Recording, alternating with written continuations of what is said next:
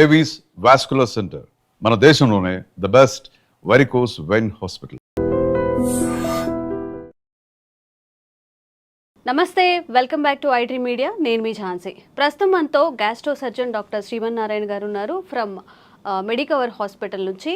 Farting ఈ word మనం రెగ్యులర్గా వింటూనే ఉన్నాము. అంటే తెలుగులో గ్యాస్ ఫామ్ అవ్వడం, నలుగురిలో ఉన్నప్పుడు ఫర్ట్ చేసినప్పుడు స్మెల్ వస్తుందని కానివ్వండి, ఫుడ్ డైజెషన్ అవ్వనప్పుడు కానీ, మోషన్ ఫ్రీగా అవ్వనప్పుడు, అందరిలో కూర్చున్నప్పుడు నలుగురిలో కూర్చున్నప్పుడు ఫర్ట్ చేస్తే అందరు నవ్వుతారు, అలానే ఆపుకోవడం, ఇంకా గ్యాస్ట్రిక్ సమస్యలను పెంచుకోవడం, ఇలాంటివన్నీ జరుగుతాయి. అసలు ఒక గట్ హెల్త్ అని కూడా ఇప్పుడు అంటున్నారు. కాబట్టి మనం ఎలాంటి ఫుడ్ తీసుకోవాలి, ఎలాంటి ఫుడ్ తీసుకున్నప్పుడు ఈ ఫర్టింగ్ సమస్యలనే వస్తాయి, ఈరోజు డిస్కస్ చేద్దాము.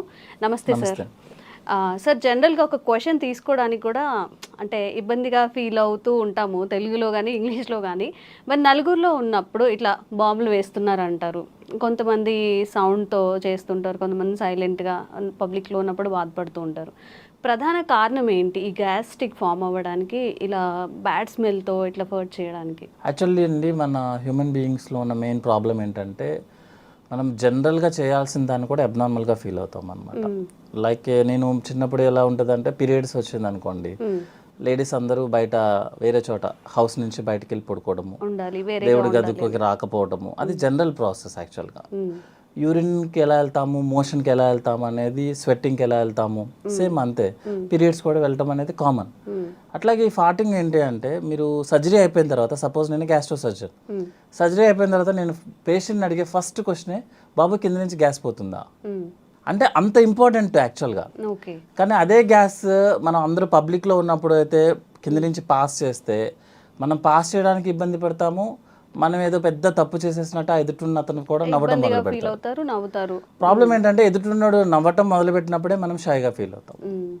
యాక్చువల్గా that is the general process. మీరు నోట్లోంచి, మీరు ముక్కులోంచి గాలి తీసుకుంటున్నారు కదా, ఎక్కడికి పోవాలి? అది కింద నుంచే రావాలి కదా, ఎక్కడికి పోతుంది అది? సేమ్ అదే కాన్సెప్ట్ కదా. సో అంత కామన్ దాన్ని మనం చాలా అబ్నార్మల్గా చేసి, ప్రాబ్లం ఎక్కడ వస్తుంది అంటే, సపోజ్ ఆయన కంప్లీట్గా గ్యాస్ పాస్ చేయలేదు అనుకోండి, ఆ గ్యాస్ మొత్తం లోపల అక్యుములేట్ అయిపోతుంది. అక్యుములేట్ అయిపోయి పెథలాజికల్ బ్యాక్టీరియాస్ రైజ్ అవుతాయి. దాన్నే పాష్ వర్డ్ ఈజ్ గట్ హెల్త్ అనమాట. సో గట్ హెల్త్ ఏంటంటే, సపోజ్ మనం హై ప్రోటీన్ తీసుకుంటున్నాం, high protein high fatty meals తీసుకుంటున్నాం అనుకోండి, అది కంప్లీట్గా మనకి డైజెషన్ అవ్వకుండా మోషన్లోనే వచ్చేస్తుంది అనమాట. సో మోషన్ని మనం ఎక్కువసేపు హోల్డ్ చేస్తే ఏమవుతుందంటే, మనకు లోపల బ్యాక్టీరియాస్ ఉంటాయి. పాలు పెరిగవడానికి కావాల్సిన బ్యాక్టీరియా ఎంత గుడ్ బ్యాక్టీరియా ఉంటుందో, సేమ్ మన బాడీలో కూడా బ్యాక్టీరియా ఉంటుంది. ఆ బ్యాక్టీరియాని మనకి డైజెషన్ చేయాలి. సపోజ్ మీరు ఎక్కువసేపు ఆ ఫ్యాటీ మీల్ని, ప్రోటీన్ మీల్ని బాడీలో ఎక్కువసేపు ఉంచుకున్నాం అనుకోండి, అది డైజెషన్ అయ్యి బ్యాడ్ స్మెల్ని క్రియేట్ చేస్తుంది. సో జనరల్ ఫార్టింగ్ అనేది, జనరల్ గ్యాస్ పాస్ చేయడం అనేది స్మెల్ ఉండదు ఎప్పుడు. ఎక్కువగా ఇట్లా ఇబ్బంది అయ్యి, మనం పాస్ చేయడం కష్టమయ్యి, లేకపోతే బాత్రూమ్స్కి వెళ్లకుండా నెగ్లెక్ట్ చేసి, వర్క్ హడావుల్లో చాలా మంది మార్నింగ్ వెళ్లకుండా, సరే నైట్ టైం హ్యాపీగా రిలాక్స్ అయినప్పుడు వెళ్దాంలే అనుకొని నెగ్లెక్ట్ చేసిన వాళ్ళకి ఏంటంటే ఎక్కువ స్మెల్ వస్తుంది అనమాట. So but both are same. అదేమి డిసీజ్ కాదు, అదేం తప్పేం లేదు. ఇంకొకటి ఏంటంటే, మనం జనరల్గా మంచిగా గ్యాస్ పాస్ చేస్తేనే మనకి గట్ హెల్త్ బాగుంటుంది యాక్చువల్లీ. దానికోసం మనం కొత్తగా ఏం ట్రై చేయాల్సిన అవసరం లేదు. ఇంకొకటి ఏంటంటే, మనము మోషన్ పాస్ చేయాలని ట్రై చేయొచ్చు, కానీ బై మన ఓన్ ప్రకారము మన గ్యాస్ని మనం ఓన్గా పాస్ చేయలేము. గ్యాస్ అనేది పైనుంచి మొత్తం క్లీన్ చేసుకుంటే దానికి ఆటోమేటిక్గా పాస్ అవ్వాలి తప్ప, మనం సపరేట్గా వెళ్ళి బాత్రూంలో కూర్చున్నంత మాత్రం గ్యాస్ పాస్ అవ్వదు. అంటే అంత ఇంపార్టెంట్. గుడ్ ఫుడ్ తీసుకుంటేనే ఇట్లా గ్యాస్ పాస్ చేయడం ఇలాంటివి అవుతాయి. ఎక్కువగా హై వెజిటేబుల్స్ తీసుకున్నప్పుడు, ఫైబర్ ఫుడ్ ఎక్కువ తీసుకుంటున్నప్పుడు గట్ హెల్త్ చాలా బాగుంటుంది. అది బాగున్నప్పుడు ఏంటంటే, మనకి గ్యాస్ చాలా ఫ్రీగా పాస్ అవుతుంది. సపోజ్ గ్యాస్ మనకి ఫ్రీగా పాస్ అవ్వలేదు, స్మెల్ వస్తుందంటే అర్థం ఏంటంటే, మనం బ్యాడ్ ఫుడ్ తీసుకుంటున్నాం. బ్యాడ్ ఫుడ్ అంటే like fatty food, high fatty food, ఎక్కువ ఆయిల్ యూస్ చేయడము, ఎక్కువ ప్రోటీన్స్ తీసుకోవడం వల్ల మనకు ఫార్టింగ్ స్మెల్ వస్తుంది. But passing of gas is very important. అందరిలో కామన్ గా ఉండాలి అంటారా ఈ ఫార్టింగ్ అనేది? ఫార్టింగ్ అనేది కాదండి, మనకి యాక్చువల్గా ఏంటంటే, రోజుకి ఒకసారి మోషన్ పాస్ చేయాలి కదా. ఇప్పుడు మన పెద్దవాళ్ళని ఎవరైనా అడిగామనుకోండి, ఏంటి కొంచెం ఇబ్బందిగా ఉన్నా అంటే, ఈ రోజు మోషన్కి వెళ్ళలేదు బాబు అందుకే ఇబ్బంది ఉన్నది. మోషన్ మనకి యంగ్ పీపుల్ మనం ఒక రోజైనా పాస్ చేయకపోతేనే మనం చాలా అన్ఈజీగా ఉంటుంది.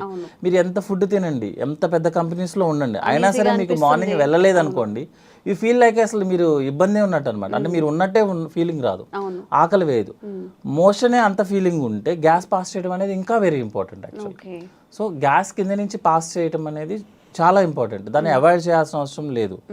ఇంకోటి ఏంటంటే మనం ఎవరి కోసమో మన యూరిన్ పాస్ చేయడం ఆపేసిన, గ్యాస్ పాస్ చేయడం ఆపేసిన, ఇట్ విల్ బ్లాక్ అయినప్పుడు మన పేగంతా ఉబ్బిపోతుంది లోపల. సో నెక్స్ట్ ఏంటంటే మూమెంట్ అనేది పైనుంచి కిందకు ఉండాలి. మీరు గ్యాస్ కింద నుంచి వస్తుంది, మీరు ఆపేశారు, గ్యాస్ కింద నుంచి పైకి తంతుంది. So moment will be become abnormal అయిపోతుంది అనమాట. సో అది గ్యాస్ట్రిక్ సమస్యలు వస్తాయి దాని వల్ల కూడా. ఫ్యూచర్లో ఏమవుతుంది అంటే మన పెద్ద పేగ అంతా ఉబ్బిపోతూ ఉంటుంది అనమాట గ్యాస్తో, దాని మూమెంట్స్ ఆగిపోతాయి అనమాట. సో గ్యాస్ పాస్ చేయడం అనేది వెరీ నార్మల్, అది పాస్ చేయాలి కూడా యాక్చువల్లీ. సార్ జనరల్గా ఏదైనా ఒక ఇష్యూ తీసుకున్నప్పుడు అస్సలు మోషన్ ఫ్రీగా అవ్వకపోవడం, ఫర్టింగ్ రాకపోవడం అది కూడా డేంజరసే. అండ్ అలాగే ఎక్కువగా ఫర్ట్ చేస్తూ ఉంటారు. ఇప్పుడు మీరు అన్నట్టు సరే షై లేకుండా పెద్దవాళ్ళు ఉంటారు, ఒక 50+ లేకపోతే 45+ ఉన్నప్పుడు ఎక్కువగా ఫర్ట్ చేస్తున్నా లేకపోతే ఎక్కువగా మోషన్కి వెళ్తున్నా, ఇది కూడా ఏదైనా సిండ్రోమ్ కిందకి మారే అవకాశం ఉంటుంది? జనరల్గా ఎక్కువగా ఫర్టింగ్ చేస్తున్నారు అంటే అర్థం ఏంటంటే వాళ్ళు ఫుడ్ తీసుకునేది అన్డైజెస్టెడ్ ఫుడ్ మెటీరియల్ ఎక్కువ తీసుకున్నట్లు లెక్క. లైక్ కార్బోహైడ్రేట్ డ్రింక్స్ తీసుకోవడం కానీ, లేకపోతే మన protein high protein non vegetarian ఎక్కువ తీసుకోవడం కానీ, ఆయిలీ ఫుడ్ ఎక్కువ తీసుకోవడం కానీ, వెజిటేబుల్స్ తగ్గించుకోవడం కానీ జరిగితే ఏమవుతుందంటే మనకి లోపల మోషన్ బ్లాక్ అయి ఉంటుంది అనమాట. మనం ఈరోజు తిన్నాం అనుకోండి ఒక ఫుడ్ ఐటమ్ ఏదన్నా, అది 3-4 డేస్ వరకు మోషన్లో పాస్ అవుతూనే ఉంటుంది. మన మోషన్ మూమెంట్ ఎట్లా అంటే అండి 1 మీటర్ ముందుకు వెళ్తుంది, 1/2 మీటర్ వెనక్కి వస్తుంది యాక్చువల్గా లోపల బాడీ లోపల. సో ఈజీగా చెప్పడానికి చెప్తున్నాను అనమాట. 1 మీటర్ ముందుకు తోస్తే మోషన్ 1/2 మీటర్ వెనక్కి వెళ్తుంది. అంటే మోషన్ అనేది లోపల సర్క్యులేట్ అవుతూనే ఉంటుంది. సో మంచి ఫుడ్ తీసుకోకపోతే, లైక్ బ్యాలెన్స్డ్ డైట్ అంటాం, అంటే హై ఫైబర్స్ తీసుకోకపోతే, వాటర్ తాగకపోతే, ప్రోటీన్ ఎక్కువ తీసుకున్నా, ఆయిల్ ఎక్కువ తీసుకున్నా మోషన్ మూమెంట్ ఉండదు. ఆ మోషన్ మూమెంట్ ఉండకపోవడం వల్ల లోపల ఉన్న బ్యాక్టీరియా మోషన్ని మెటబలైజ్ చేస్తుంది, చేసి గ్యాస్ని రిలీజ్ చేస్తుంది, ఎక్కువ రిలీజ్ చేస్తుంది. దానివల్ల ఎక్కువ ఫార్టింగ్ చేస్తున్నాడు తను. అంతేగాని అది హెల్దీ అంటారా, అది అన్హెల్దీనా? అది అన్హెల్దీ అండి. ఎక్కువ ఫార్టింగ్ చేయడం అనేది అన్హెల్దీ. రెగ్యులర్గా ఫార్టింగ్ చేయడం అనేది నార్మల్, హెల్దీ, వెరీ హెల్దీ. ఎందుకు ఎక్కువ సార్లు ఎందుకు పాస్ చేస్తున్నాడు అంటే this is the reason, motion లోపల బ్లాక్ ఎక్కువ అయిపోతుంది తనకి. తను చెప్తాడు లేదు నేను రోజు మోషన్కి వెళ్తానని చెప్తాడు యాక్చువల్గా. అంటే మోషన్ ఎంత వెళ్తున్నారు అనేది ఎవరు చెప్పలేరు యాక్చువల్గా, ఎవరు చూసుకోవాలి. క్లీన్ అవ్వట్లేదు యాక్చువల్గా, అంటే ఉండాల్సిన మోషన్ అంతా క్లీన్ అవ్వట్లేదు లోపలికి, అందువల్ల గ్యాస్ ఎక్కువ పాస్ చేస్తున్నాడు, స్మెల్ కూడా వస్తుంది అనమాట. అండ్ ఒక్కొక్కరిలో అసలు ఫర్టింగ్ ఏ ఉండదు, అండ్ రెగ్యులర్గా మోషన్కి వెళ్తూ ఉంటామని చెప్తున్నారు. మీరేమో డైలీ ఫర్ట్ చేస్తేనే, అంటే రెగ్యులర్గా ఫర్ట్ చేసేది హెల్దీ అని చెప్తున్నారు. మరి ఇట్లా అస్సలు ఫర్టింగ్ రాకుండా అలా కూడా? యాక్చువల్గా మేడం ఫర్టింగ్ చేయటం అనేది మన చేతుల్లో ఉండదు.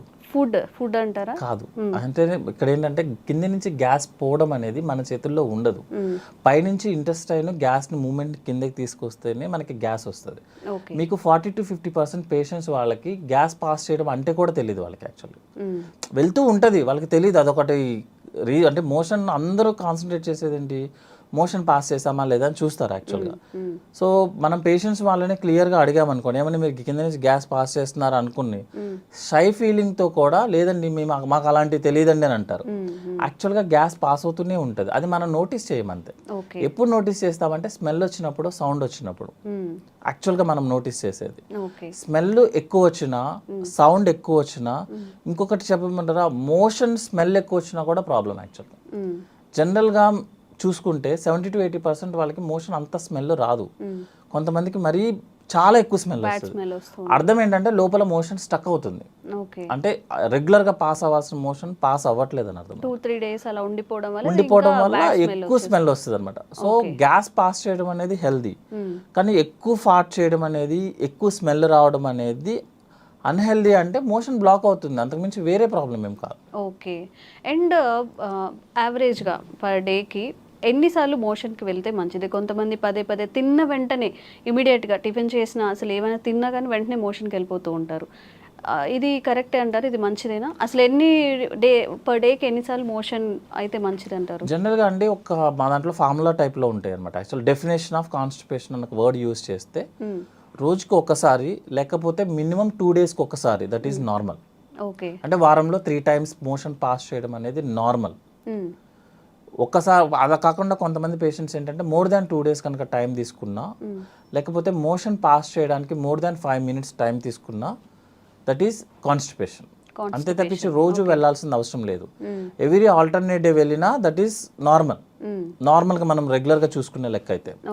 అట్లా కాకుండా ఎక్కువ సార్లు వెళ్తున్నాడు ఒక పేషెంట్, అతన్ని మనం హిస్టరీ అడగడం ఇంపార్టెంట్ అనమాట యాక్చువల్లీ. అంటే కొంతమందికి హ్యాబిట్ ఉంటుంది, జస్ట్ వెళ్ళి కూర్చుంటారు, ఏమి ఉండదు అనమాట. పర్సనల్ వర్క్ కోసమో ఫోన్ మాట్లాడుకోవడానికో వెళ్ళేసి కూర్చుంటారు, ఏం చేయరు అన్నట్టు.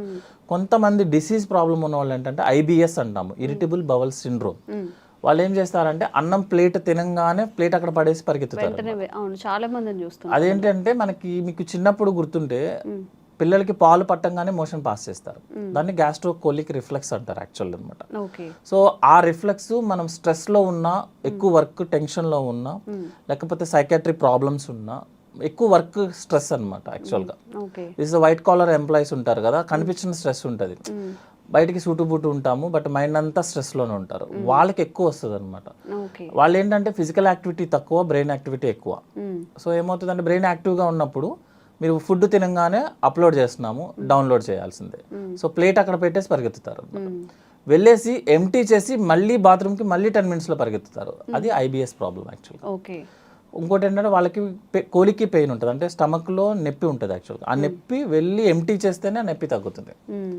అదేంటంటే it's a mental problem type madam, physical activity లేకపోవడం వల్ల జరిగే ప్రాబ్లం ఇదంతా అనమాట.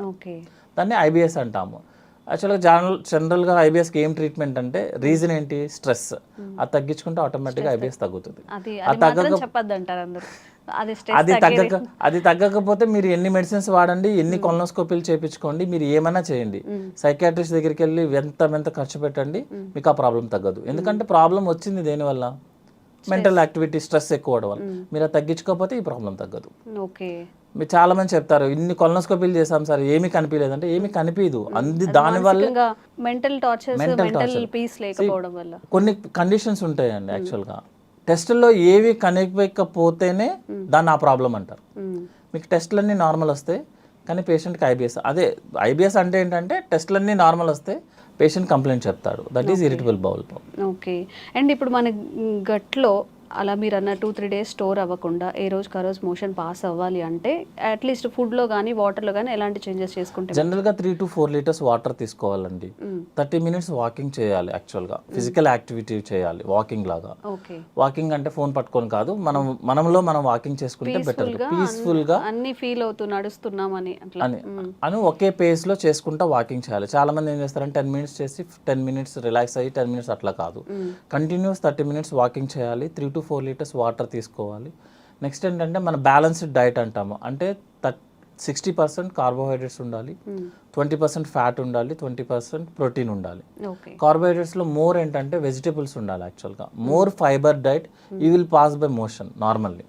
ఫాటింగ్ కూడా రెగ్యులర్గా ఫాట్ అయిపోతూ ఉంటుంది, స్మెల్ ఉండదు, ఏమి ఇబ్బంది ఏం రాదు. Okay sir, thank you.